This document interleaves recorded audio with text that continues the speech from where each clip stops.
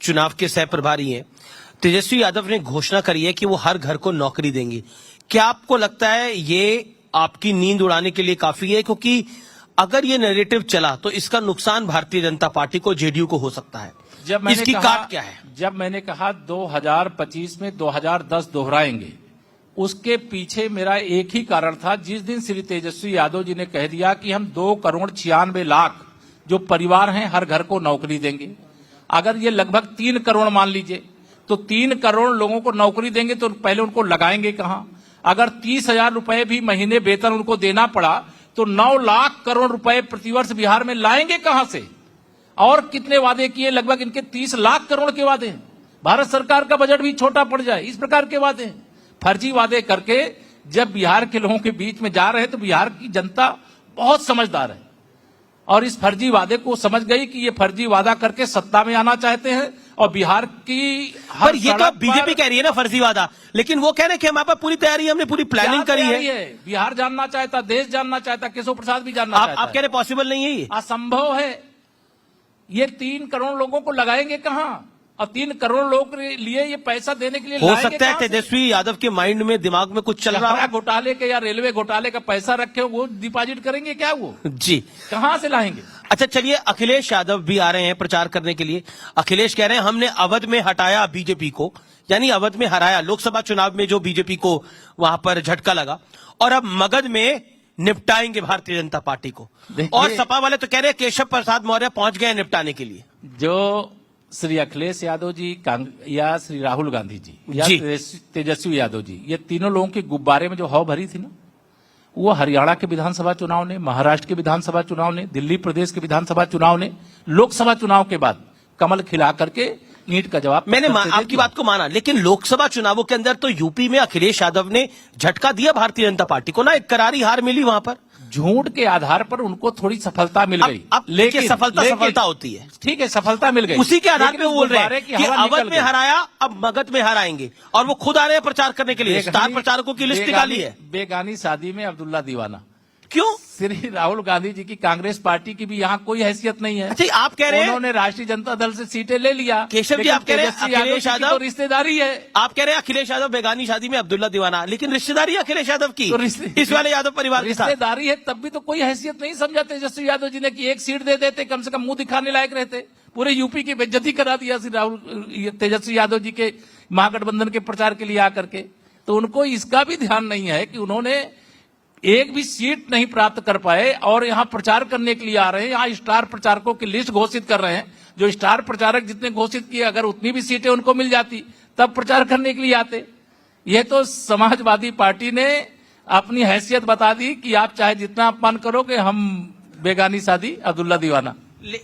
लेकिन आपकी राय के अंदर अखिलेश यादव को आप देखते हैं, तेजस्वी यादव को आप देखते हैं, श्री राहुल गांधी को आप देखते हैं, इन तीनों में से भविष्य किसका उज्जवल नजर आता है आपको नेता के तौर पर? तीनों नेताओं का भविष्य अंधकार में है। 2047 ऐसा क्यों? किसी का तो उज्जवल होगा। 2047 तक मैं अगर बिहार की धरती से कहूं तो श्री तेजस्वी यादव जी का कोई भविष्य नहीं है।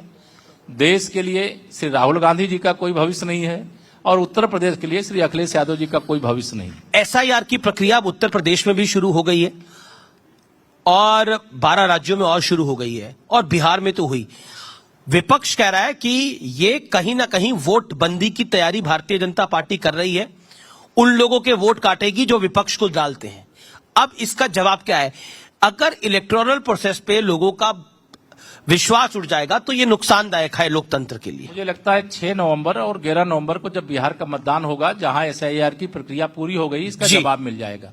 चुनाव आयोग का जो फैसला है उसका मैं स्वागत करता हूं। अगर एक मतदाता का नाम 2 जगह है तो एक जगह होना चाहिए, एक जगह से कटना चाहिए।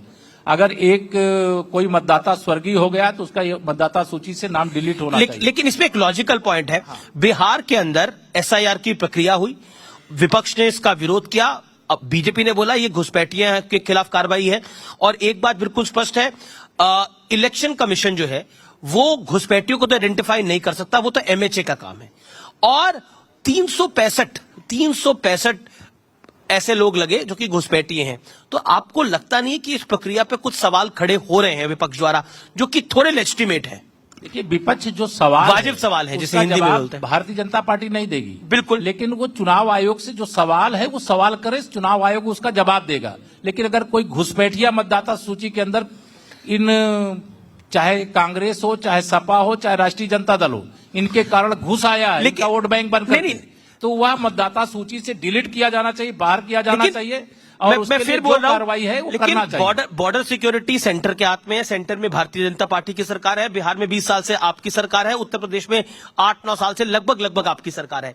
मेरा सिंपल पॉइंट यह है कि अगर घुसपैठ हो रही है, अगर ये त्रुटि हो रही है, तो आंकड़े भी तो सामने आने चाहिए। कितने वोटर हैं जो घुसपैठिए हैं, वो आंकड़ा क्यों नहीं आ रहा? दैट्स माय देखिए, क्वेश्चन। आपने जो कहा कि चुनाव आयोग का ये काम नहीं है कि वो जी। घुसपैठिया कौन है, घुसपैठिया कौन नहीं, इसका पता करे। लेकिन जितने साक्ष्य मांगे जा रहे हैं, अगर वह साक्ष्य उपलब्ध नहीं करा पाते हैं तो इससे पता चल जाता है कि घुसपैठिया कौन है। यहाँ बड़ी संख्या में मतदाताओं के नाम मतदाता सूची से जहां हटने चाहिए वो हटाए गए, लेकिन हटाए जाने के बाद कितने लोगों ने शिकायत की? इसलिए नहीं शिकायत की कि चुनाव आयोग ने सही काम किया। जी। और घुसपैठियों के समर्थन में ये बिलबिलाते क्यों हैं, चिल्लाते क्यों हैं, इसका जवाब इनके पास अच्छा, है। एक अब मैं यूपी की बात कर लेता हूं, उत्तर प्रदेश, क्योंकि आप वहां के डिप्टी सीएम हैं। समाजवादी पार्टी के प्रमुख ने, और आपके बड़े मित्र भी हैं अखिलेश यादव ने, उन्होंने कहा कि आप लोग दिए जला रहे हैं और उधर आप देखिए दक्षिण भारत में पूरी तरह से निवेश आ रहा है, उनकी सरकार आएगी तो क्रिसमस और न्यू ईयर की तरह लाइटिंग होगी। वो अपने आंखों से फर्जी समाजवाद का चश्मा उतार दें। असली समाजवाद का अगर चश्मा पहन ले तो उनको सब दिखाई देगा। देश में भी निवेश आ रहा है जब से माननीय प्रधानमंत्री मोदी जी के नेतृत्व में सरकार बनी है, राज्यों में भी आ रहा है, यूपी में तो बड़े पैमाने पर रहा है, और 14 नवंबर के बाद बिहार में भी बड़े पैमाने पर ये निवेश आने जा रहा है। अखिलेश यादव ने तो यह भी कहा कि आप दीपोत्सव में नहीं गए, आप नाराज हो गए हैं।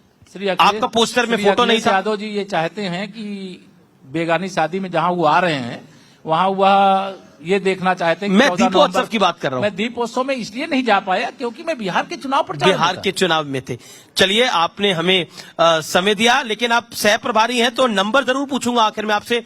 आपका नंबर क्या है? बीजेपी बड़ी पार्टी होगी या जेडीयू बड़ी पार्टी होगी? दोनों बड़ी पार्टी होंगी, एक क्योंकि को- दोनों 101 सीटों पर लड़ रही हैं। और अभी ये आपको मैं बता दूं, 2010 जब मैं कह रहा हूं 2025 में दोहराएंगे तो दोनों रिकॉर्ड सीटें जीत करके आएंगे। हम पांचों पांडव रिकॉर्ड सीटें जीत करके आएंगे।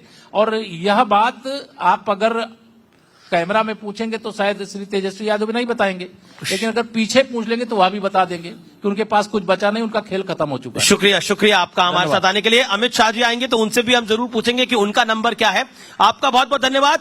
आप बिहार के सह प्रभारी हैं, उत्तर प्रदेश के डिप्टी सीएम हैं, न्यूज 18 के मंच पर आए, आपका बहुत बहुत आभार। केशव मौर्य जी।